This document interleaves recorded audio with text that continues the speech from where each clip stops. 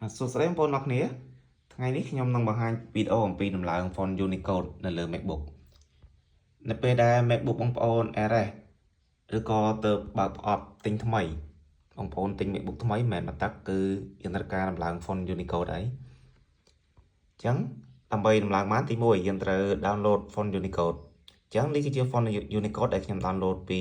Google មកបងប្អូនអាច download បាននៅលើ Google គឺមានច្រើនចឹងខ្ញុំបើកវាបាទគឺ file វាដូចនឹង Windows ដែរទេតែនៅលើ Windows ក៏វាដំឡើងគ្រាន់តែយើងចែកដើម្បី install តែប៉ុណ្ណោះតែនៅលើ MacBook គឺវាដំឡើងខុសគ្នាបន្តិចចឹងទី1យើងត្រូវចូលបងប្អូនត្រូវរកពាក្យ font book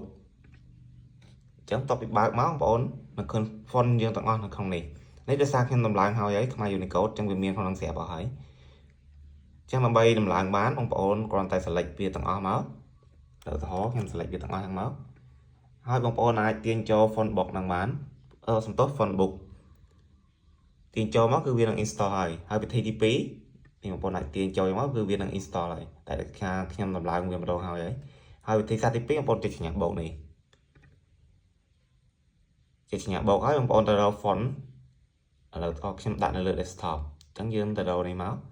ហើយយើងជា open មកនេះវានឹងដំឡើង font យើងហើយអញ្ចឹងវានឹងរាប់ font យើងមានប្រមាណបាទទាំងអស់នេះគឺមានអញ្ចឹងយើង select ទាំងអស់មកដើម្បីដំឡើង